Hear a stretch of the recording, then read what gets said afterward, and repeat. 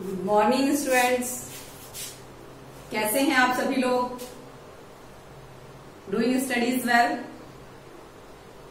तो आज मैं आपके पास लेकर आई हूं जर्नल ऑर्गेनिक केमिस्ट्री का एक बड़े छोटे से टॉपिक और बड़े ही इंटरेस्टिंग और बड़े ही यूजफुल, जो किसी भी ऑर्गेनिक रिएक्शन को समझने के लिए बिल्कुल बेस का काम करेंगे।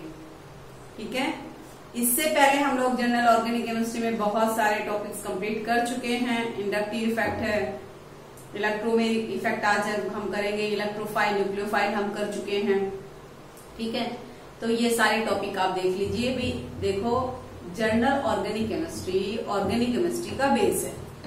चाहे आप +1 के स्टूडेंट हो, +2 के स्टूडेंट्स हो, टारगेट 4, नीट, जेई, लेकिन आपको ये सारी चीजें बेस है, फंडामेंटल है। अगर ऑर्गेनिक समझनी है तो आनी ही चाहिए। अगर आप 11th में हो तो 11th में तो जीओसी सिलेबस का पार्ट है। +2 में हो तो जीओसी समझे बिना ऑर्गेनिक समझ नहीं सकते। Is it clear? तो बेटा बहुत अच्छे से छोटे छोटे टॉपिक्स हम लेके आ रहे हैं आपके लिए, बहुत ही इंटरेस्टिंग वे में। आप बस मेरे साथ पढ़ते जाइए और अपने नोट्स बनाते जाइए वीडियो देखकर, क्योंकि नोट से अच्छा तो कुछ है ही नहीं अपने नोट से। एंड आई एश्योर यू कि आपकी ऑर्गेनिक बहुत अच्छी हो जाएगी। ठीक है, और चैनल को सब्सक्राइब, लाइक, शेयर तो आपने कर ही दिया होगा। भाई नहीं किया है तो कर लीजिए। ठीक है, क्या है? Chemistry knowledge word. Subscribe channel, press bell icon, ताकि आपको नई नई वीडियोस की नोटिफिकेशन आती रहे। भाई ये जो है ये सब आपके लिए है। जो केमिस्ट्री यहाँ पढ़ाई जा रही है, जो भी आपको नॉलेज दिया जा रहा है, सब आपके, अगर आप उसे यूटिलाइज करना चाहें तो बहुत अच्छे से कर सकते हैं और आप ऑर्गेनिक केमिस्ट्री में कह सकते हो तहलका मचा सकते हैं। ठीक है स्टूडेंट्स, तो चले। तो आज का हमारा टॉपिक है फिशन ऑफ कोवैलेंट बॉन्ड। भी जब भी कोई केमिकल रिएक्शन होती है तो बॉन्ड तो टूटता ही है। पुराने बॉन्ड टूटते हैं रिएक्टेंट के और प्रोडक्ट बनने के लिए नए बॉन्ड बनते हैं। तो फिशन ऑफ बॉन्ड यानी ब्रेकिंग ऑफ बॉन्ड। जब कोई कोवैलेंट बॉन्ड टूटता है तो उसका फिशन को, मतलब ब्रेकिंग को कहते हैं फिशन। फिशन मतलब breaking of covalent bond. Breaking, fission of covalent bond means breaking of covalent bond. Students, breaking of covalent दो टाइप की होती है, heterolytic fission of covalent bond and homolytic fission of covalent bond. बहुत अच्छे से समझना बेटा इस बात को, क्योंकि ये कई रिएक्शन मैकेनिज्म में आएगा। यहाँ हेट्रोलिटिक फिशन हुआ है बॉन्ड का, या होमोलिटिक फिशन हुआ है। ठीक है, तो हेट्रोलिटिक, ये जैसे कि वर्ड बता रहा है, हेट्रोलिटिक का मतलब है यहाँ पर unequal, unequal breaking of covalent bond. यानी कोवैलेंट बॉन्ड इस तरह से टूटे। आपको पता है कोवैलेंट बॉन्ड क्या बनता है? दो इलेक्ट्रॉनों की म्यूचुअल शेयरिंग से बनता है। भी एक इलेक्ट्रॉन इस एटम ने शेयर किया, एक इलेक्ट्रॉन इस एटम ने शेयर किया, तो बन गया कोवैलेंट बॉन्ड। लेकिन जब ब्रेकिंग हो तो अनइक्वल हो। अनइक्वल का मतलब ये जो शेयर्ड इलेक्ट्रॉन्स है दो कोवैलेंट बॉन्ड के, वो एक ही एटम लेके जाएगा, दूसरे एटम के पास नहीं रहेंगे। Is it clear? तो heterolytic fission of covalent bond मतलब unequal breaking of covalent bond means the bond is broken such that both the electrons of covalent bond are taken by one atom only. Okay, the breaking of bond such that breaking of bond such that both electrons of covalent bond are taken by one atom. Both the covalent bond are taken by one atom. ठीक है, by one atom. कुछ इस तरह से है बेटा ये बात कि दोनों, मान लीजिए दो लोग हैं, दोनों ने शेयरिंग करके अपनी एक कॉमन प्रॉपर्टी ली थी और लेते समय तो बिल्कुल इक्वल शेयरिंग की थी। और जब उसका डिवीजन होने लगा तो एक पावरफुल बंदा है और एक थोड़ा सा वीक है, तो पावरफुल बंदे ने वो पूरी अपनी कब्जे में कर ली। Is it clear? जो वीक है, जो भोला भाला है, उसको कुछ नहीं भी। इस तरह से कुछ यहाँ होने वाला है। देखिए मैं आपको एग्जांपल बताती हूँ। और ये unequal breaking of covalent bond जो है, इसको मैं रब कर रही हूँ। ठीक है, आप इसे नोट कर लेना। तो unequal breaking of covalent bond generally होती है पोलर कोवैलेंट कंपाउंड्स में। जिस पोलर कोवैलेंट बॉन्ड जिनमें होता है उनमें होती है ये। अगर मैं एग्जांपल लूं आपके पास मिथाइल ब्रोमाइड, भी मिथाइल ब्रोमाइड में कार्बन और ब्रोमीन का बॉन्ड क्या है आपको पता है, पोलर है। कार्बन जो है वो लेस इलेक्ट्रोनिगेटिव है और ब्रोमीन जो है वो मोर इलेक्ट्रोनिगेटिव है। तो आपको पहले से पता है कि कार्बन के ऊपर पार्शियल पॉजिटिव चार्ज है और ब्रोमीन के ऊपर पार्शियल निगेटिव चार्ज है। अब ध्यान से देखिए बेटा, ये जो बॉन्ड यहाँ बना है सिंगल बॉन्ड इनके बीच में, ये इसमें 2 इलेक्ट्रॉनों की शेयरिंग हुई, एक कार्बन के पास और एक ब्रोमीन के पास। ओके, लेकिन जब ये बॉन्ड टूटेगा, इस बॉन्ड की ब्रेकिंग होगी, तो कुछ इस तरह से होगी कि ब्रोमीन जो है, देखिए बेटा ये जो एरो की डायरेक्शन हम आपको दिखा रहे हैं, एरो की डायरेक्शन बड़ी इंपॉर्टेंट होती है। किसी भी केमिकल रिएक्शन में, ऑर्गेनिक में बार बार ये एरो की डायरेक्शन आपको शो करेगी कि इलेक्ट्रॉन्स का डिस्प्लेसमेंट किस तरह हो रहा है, इलेक्ट्रॉनों की मूवमेंट किस तरह हो रही है। ठीक है, तो जब ये बॉन्ड टूटेगा तो ये बॉन्ड इस तरह से टूटेगा, क्योंकि ब्रोमीन ज्यादा इलेक्ट्रोनिगेटिव है, तो ये शेड पेयर ऑफ इलेक्ट्रॉन जो है ये दोनों ब्रोमीन के पास चले जाएंगे। अगेन आई एम रिपीटिंग, ध्यान से देखना, ये एरो की डायरेक्शन बड़ी इंपॉर्टेंट है। ये किस साइड दिखाया हमने, ब्रोमीन की साइड, यानी ये दोनों इलेक्ट्रॉन किस तरफ चले जाएंगे भी, ब्रोमीन के पास चले जाएंगे। अनइक्वल ब्रेकिंग होगी, शेयरिंग तो दोनों इलेक्ट्रॉनों की बराबर हुई थी। कोवैलेंट बॉन्ड बनते समय तो एक इलेक्ट्रॉन कार्बन ने शेयर किया था, एक ब्रोमीन ने किया था, लेकिन जब बॉन्ड टूटने लगा, क्योंकि ब्रोमीन ज्यादा इलेक्ट्रोनिगेटिव है, ज्यादा पावरफुल है, तो ये दोनों इलेक्ट्रॉन अपने पास ले गया। Is it clear? एरो के डायरेक्शन से हमने शो किया बॉन्ड टूटेगा और ये दोनों इलेक्ट्रॉन ब्रोमीन के पास जाएंगे। जब ये दोनों इलेक्ट्रॉन ब्रोमीन के पास जाएंगे तो ये आपके पास बन गया CH3 और ये बन गया आपके पास ब्रोमीन, क्योंकि ब्रोमीन के पास इलेक्ट्रॉन एक्स्ट्रा आ गया। ठीक है, अनइक्वल शेयर, अगर इस कोवैलेंट बॉन्ड का एक इलेक्ट्रॉन ब्रोमीन का था, एक और एक्स्ट्रा आ गया, दोनों इलेक्ट्रॉन कोवैलेंट बॉन्ड के पास ब्रोमीन के आ गए, तो इसके ब्रोमीन के पास आ गया निगेटिव चार्ज। और क्योंकि कार्बन इलेक्ट्रॉन डेफिशिएंट हो गया, कार्बन की वैलेंस सेल में कितने इलेक्ट्रॉन बच गए भाई, 6 बच गए, 3 हाइड्रोजन है। देखिए 3 हाइड्रोजन के साथ इसने कोवैलेंट बॉन्ड बना रखा है। एक कोवैलेंट बॉन्ड के 2 इलेक्ट्रॉन, यानी कार्बन की वैलेंसी में बच गए, सॉरी वैलेंस सेल में बच गए 6 इलेक्ट्रॉन, तो इलेक्ट्रॉन डेफिशिएंट हो गया, इसके ऊपर आ गया पॉजिटिव चार्ज।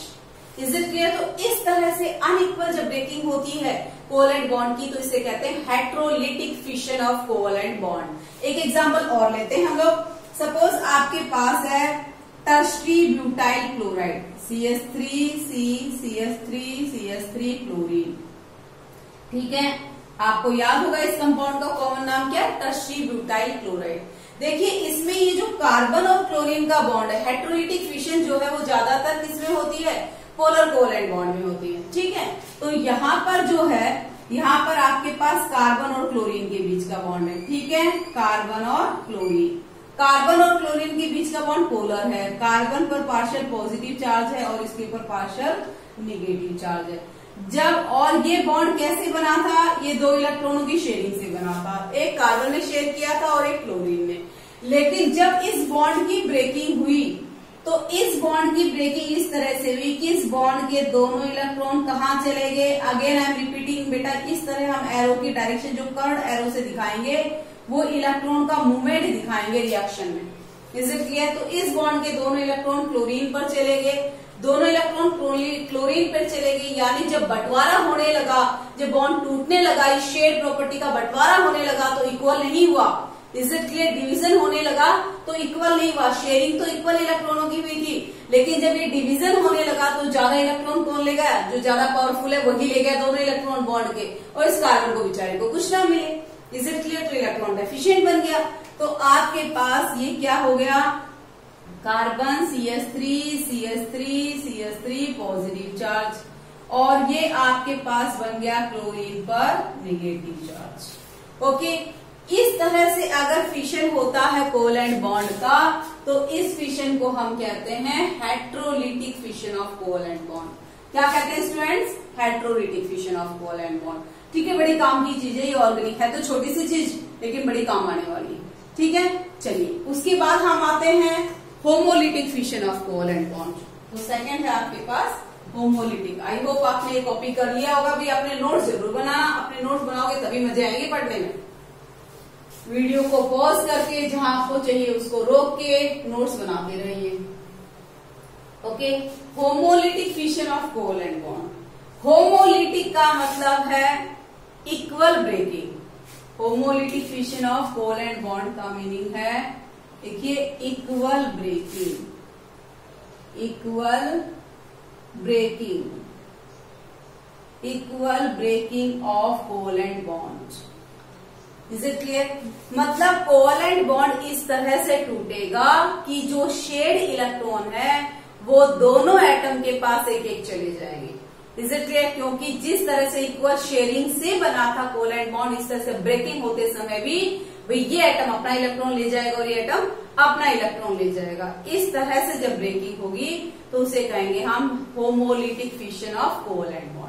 देखिए, homolytic fission of covalent bond ज्यादातर नॉन पोलर बॉन्ड में होता है, नॉन पोलर कोवैलेंट बॉन्ड में होता है। और homolytic fission of covalent bond generally takes place in presence of light और हीट। जब किसी मॉलिक्यूल को हीट या लाइट दी जाती है और नॉन पोलर कोवैलेंट बॉन्ड तोड़ते हैं हम लोग, तो जो फिशन होती है वो कैसी होती है? होमोलिटिक फिशन होती है। चलिए भाई कुछ एग्जांपल देखें इसके तो आपको क्लियर हो जाएगा।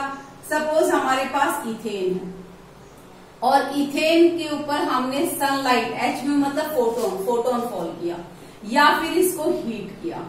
Is it clear? हीटिंग में दे सकते हैं सनलाइट, H का मतलब होता है फोटोन का मतलब होता है लाइट। Is it clear? ये तो पता ही होगा आपको अच्छे से, H दैट रिप्रेजेंट्स लाइट। तो क्या है बड़े, ये कार्बन कार्बन का जो बॉन्ड है भाई वो क्या है? नॉन पोलर कोवैलेंट बॉन्ड है। Is it clear? जब इसके ऊपर फोटोन फॉल करेंगे तो इस बॉन्ड में वाइब्रेशन होगी, इसको एनर्जी मिलेगी और ये बॉन्ड टूट जाएगा। तो आपने जब इसके ऊपर फोटोन फॉल किया तो ध्यान से देखिएगा एरो के डायरेक्शन को, तो इस बॉन्ड का हुआ होमोलिटिक फिशन और इस बॉन्ड में से एक इलेक्ट्रॉन आया इस कार्बन के पास। भाई ऐसे कर्ड हाफ एरो दिखाते हैं हम लोग। Is it clear? एक इलेक्ट्रॉन आया इसके पास और एक इलेक्ट्रॉन गया आपके पास इस कार्बन एटम के पास। Is it clear? एक इलेक्ट्रॉन इस कार्बन एटम के पास गया तो आप देखोगे क्या हुआ भाई, ये आपके पास बन गया स्टूडेंट CH3, इसके पास एक इलेक्ट्रॉन आ गया ऑड इलेक्ट्रॉन, और ये CH3 इसके पास भी ये जो बॉन्ड का एक इलेक्ट्रॉन ऑड इलेक्ट्रॉन आ गया। ऑड इलेक्ट्रॉन कंटेनिंग स्पेसिस को हम कहते हैं फ्री रेडिकल। क्या कहते हैं? पढ़ेंगे हम लोग इसके बारे में आगे ऑर्गेनिक में, आप याद रखिए फ्री रेडिकल। तो क्या बन गए भाई? दो मिथाइल फ्री रेडिकल्स बन गए। Homolytic fission of covalent bond से बनते हैं फ्री रेडिकल्स। ठीक है, चलिए एक एग्जांपल और लेते हैं। मान लीजिए क्लोरीन का मॉलिक्यूल है, ओके, और क्लोरीन के मॉलिक्यूल पर बेटा ये मैकेनिज्म में ये छोटी छोटी चीजें ही बहुत काम आएंगी। क्लोरीन के मॉलिक्यूल पर हमने सनलाइट फॉल की, इज इट क्लियर? फोटोन गिरा है, तो क्लोरीन का मॉलिक्यूल जो ये क्लोरीन में कोवैलेंट बॉन्ड है वो दो इलेक्ट्रॉनों की म्यूचुअल शेयरिंग से बना हुआ है।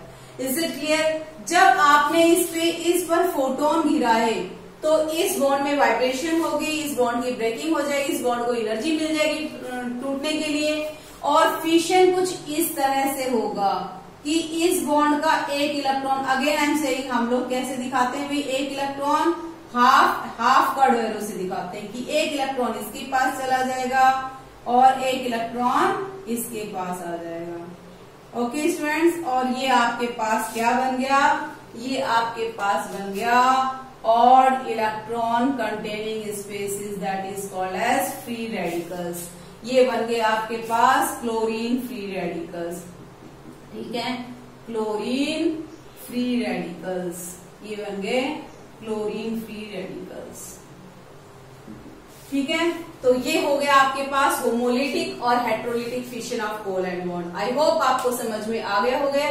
तो आज के अगले टॉपिक पे हम चलते हैं, that is types of carbon atoms in organic compound. ठीक है, ये सारी चीजें है तो भाई छोटी छोटी चीजें, लेकिन बड़ी इंपॉर्टेंट चीजें हैं। ठीक है, किसी भी ऑर्गेनिक केमिस्ट्री का बेस यही चीजें बनाती हैं। तो अगला टॉपिक है आपके पास types of carbon atoms in organic compound. Types of carbon atom, carbon atoms in organic compound.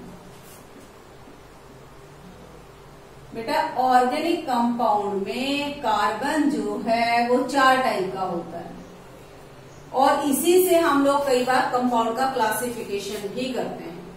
Primary carbon atom, secondary carbon atom, tertiary carbon atom and quaternary carbon atom. Is it clear? देखिए क्या होते हैं ये, पहले हम लोग division देखें। Organic compound में जो कार्बन एटम है दे आर क्लासिफाइड दिस। ये आपके पास है प्राइमरी कार्बन एटम। प्राइमरी को हम लोग 1 डिग्री कार्बन एटम लिखते हैं, प्राइमरी कार्बन एटम। नेक्स्ट है secondary carbon atom, 2 degree carbon atom. 2 degree carbon atom का मतलब secondary carbon atom. 3 degree carbon atom that is tertiary carbon atom and 4 degree carbon atom that is called as, ये बहुत कम use होता है लेकिन होता है कार्बन एटम कंपाउंड में, quaternary carbon atom. Quaternary carbon atom, okay. Primary carbon atom, secondary carbon atom, tertiary carbon atom और क्वाटरनरी कार्बन एटम। देखिए किसे कहते हैं प्राइमरी कार्बन एटम? किसी ऑर्गेनिक कंपाउंड में जो कार्बन एटम डायरेक्टली एक कार्बन एटम से अटैच, ओके। क्या कहा मैंने? ये कार्बन एटम इनडायरेक्टली चाहे कितने भी कार्बन एटम से अटैच होगा, लेकिन डायरेक्टली कितने कार्बन एटम से अटैच होगा? बोलो, एक कार्बन एटम से। तो ये है directly attach to 1 carbon atom, ठीक है। वो कार्बन एटम जो डायरेक्टली एक कार्बन एटम से अटैच है, डायरेक्टली एक कार्बन एटम से अटैच है, उसे प्राइमरी कार्बन एटम कहते हैं। वो कार्बन एटम जो किसी कंपाउंड में डायरेक्टली 2 कार्बन एटम से अटैच है, directly attach to 2 carbon atoms, directly attach to 2 carbon atoms, 2 carbon atom से अटैच है, उसे कहते हैं secondary carbon atom. Tertiary carbon atom that is directly attach to 3 carbon atoms, directly attach to 3 carbon atoms, ठीक है। जो directly कितने से अटैच है भाई? 3 कार्बन एटम से अटैच है कंपाउंड में। और वो कार्बन एटम जो डायरेक्टली 4 कार्बन एटम से अटैच है उसे क्या कहेंगे? क्वाटरनरी। बड़ी सिंपल सी मीनिंग है। डायरेक्टली एक कार्बन एटम से अटैच होना चाहिए। वो कार्बन एटम कितने ऑक्सीजन एटम से अटैच है, कितने नाइट्रोजन से? नहीं। कोई भी दिया हुआ कार्बन एटम ऑर्गेनिक कंपाउंड में दूसरे कितने कार्बन एटम से अटैच है, that will decide it's nature. वो उसका नेचर डिसाइड करेंगे, ठीक है। क्वाटरनरी कार्बन एटम का मतलब directly attach to 4 carbon atom. दिखाई नहीं दे रहा होगा इसलिए थोड़ा सा मैंने यहां लिख दिया। Directly attach to 4 carbon atoms. कितने से अटैच है भाई? 4 कार्बन एटम से अटैच। देखो बेटा, हम लोग इसके लिए एग्जाम्पल लेते हैं बहुत सारे, ठीक है, और फिर उसमें हम डिटरमाइन करते हैं। बड़े सिंपल एग्जाम्पल लेंगे पहले कि इस कंपाउंड में कितने प्राइमरी, कई बार तो यही डायरेक्ट क्वेश्चन आ जाता है कि इस कंपाउंड में कितने प्राइमरी कार्बन एटम है, कितने सेकेंडरी, क्योंकि primary, secondary, tertiary carbon atom से ही हम क्या करते हैं? ऑर्गेनिक कंपाउंड को क्लासिफाई भी करते हैं। जैसे एल्कोहल, हम कहते हैं एल्कोहल प्राइमरी एल्कोहल हो सकता है, सेकेंडरी, टर्शियरी। ऐसे हम लोग हेलो अल्केन, ऑर्गेनिक की पहली यूनिट है +2 की, हेलो अल्केन, हेलोअरीन। तो halo alkane are also divided into the 3 category: primary halo alkane, secondary halo alkane, tertiary halo alkane, based upon the nature of carbon atom on which the functional group is attached, ठीक है। Organic compound का classification भी कुछ इस तरह से ही होगा, ठीक है। तो पहले हम कुछ एग्जांपल देखते हैं, आपको ये समझ में आ जाएगा primary, secondary, tertiary, quaternary carbon atom कैसे डिसाइड करते हैं। तो बड़े सिंपल से एग्जांपल से हम शुरू करते हैं। CH3 CH2OH, okay. इसके बाद हम आ जाते हैं CH3 CH CH3 CH2 और ये आपके पास क्लोरीन, ठीक है। चलिए थोड़ा सा कॉम्प्लिकेशन बढ़ा दें और बहुत सारे क्वेश्चन हम लिख देते हैं इसके ऊपर, ठीक है। और ये आपके पास कोई जरूरी नहीं, अल्केन भी लिख सकते हैं हम लोग कि फंक्शन ग्रुप अटैच होना जरूरी है, ऐसा कुछ नहीं है। मान लीजिए हमारे पास, अब हमने लिख दिया ये, ठीक है, और इसके बाद हमारे पास आ गया ये वाला क्वेश्चन।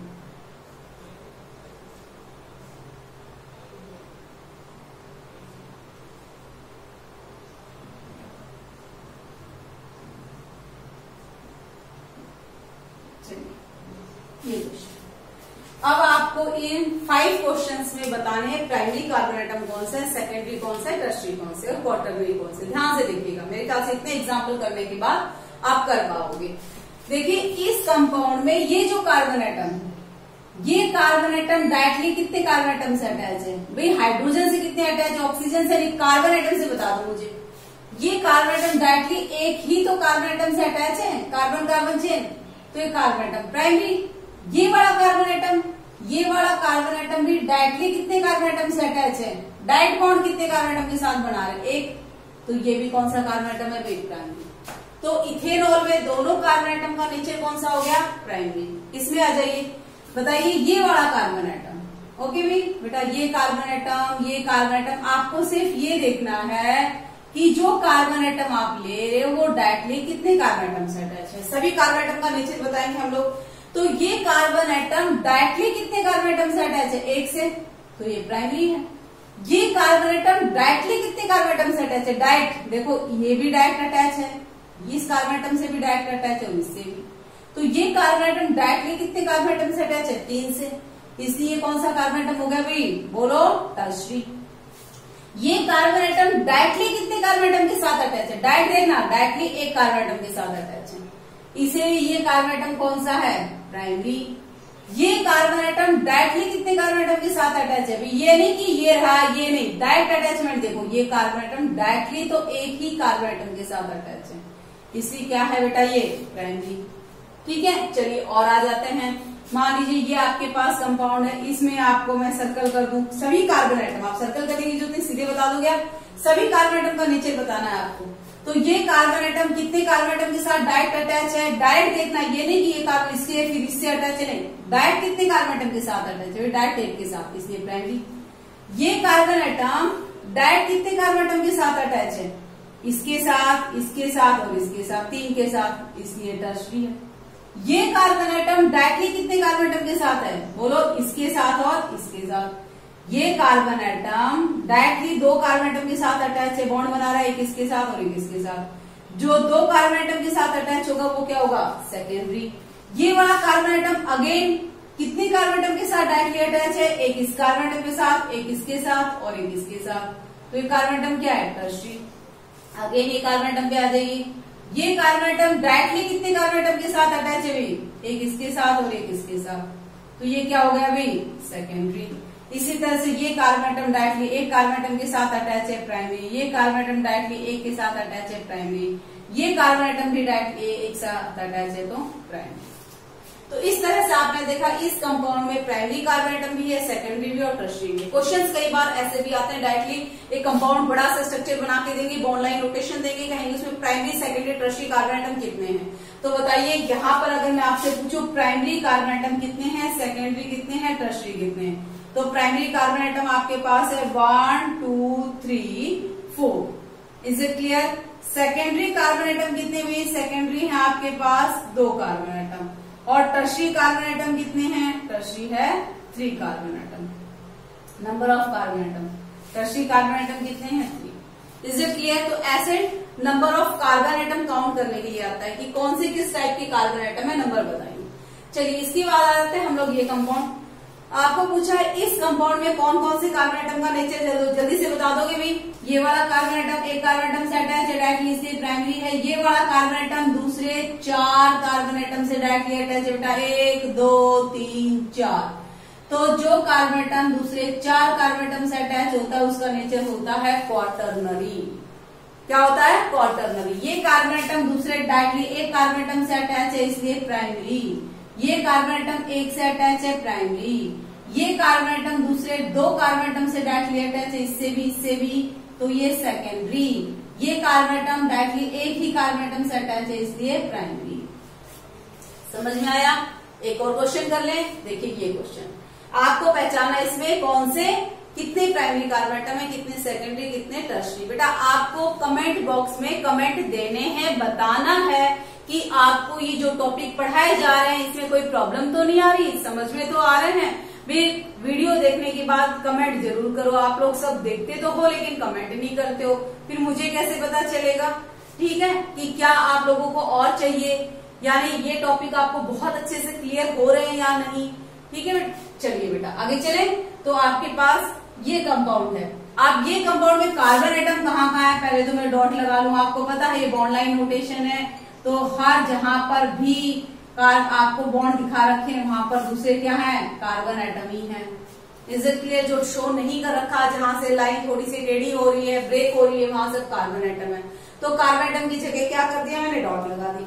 अब आप बताइए ये कार्बन एटम ये वाला दूसरे कितने कार्बन एटम से डायरेक्टली अटैच है, इससे और इससे, तो इस कार्बन एटम का नेचर क्या है, सेकेंडरी। ये कार्बन एटम भी दूसरे कितने कार्बन एटम से अटैच है, 2 से, तो सेकेंडरी। ये वाला कार्बन एटम बाकी किससे अटैच है मैडम, इससे क्या, इसी भी तो अटैच है, वो क्लोरीन है भाई। Is it clear? Carbon atom oxygen के साथ अटैच है, हाँ इसको थोड़ी देखना है। कार्बन एटम दूसरे कितने कार्बन एटम के साथ अटैच है वो देखना है आपको। दूसरे नाइट्रोजन के साथ, हाइड्रोजन के साथ वो अटैच है वो नहीं देखना।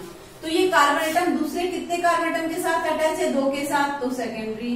ये कार्बन एटम भी दूसरे 2 के साथ अटैच है, सेकेंडरी। ये कार्बन एटम भी दूसरे 2 के साथ अटैच है, secondary. This is also secondary. और ये कार्बन एटम सुनो, यहाँ पर ये कार्बन, सॉरी ये वाला कार्बन एटम दूसरे 3 के साथ अटैच है, इसके साथ, इसके साथ और इसके साथ, इसलिए टर्शरी। और ये कार्बन एटम सिर्फ डायरेक्टली एक ही कार्बन एटम के साथ अटैच है, एक तो क्लोरीन के साथ है, इसलिए कार्बन एटम क्या है आपके पास, प्राइमरी। तो इस कंपाउंड में कितने प्राइमरी कार्बन एटम, कितने सेकेंडरी और कितने टर्शरी? प्राइमरी कार्बन एटम है आपके पास कितने में, प्राइमरी कार्बन एटम है 1, सेकेंडरी कार्बन एटम हो गए 1 2 3 4 5 और टर्शरी कार्बन एटम क्या हो गया, 1 हो गया। Is it clear? I hope ये भी आपको समझ में आ गया होगा किसी ऑर्गेनिक कंपाउंड में कार्बन एटम कितने टाइप के होते हैं। ठीक है, तो अगर आपको समझ में आ गया है तो वीडियो को शेयर कर देना, लाइक कर देना और भी चैनल को सब्सक्राइब कर लेना। All the best students.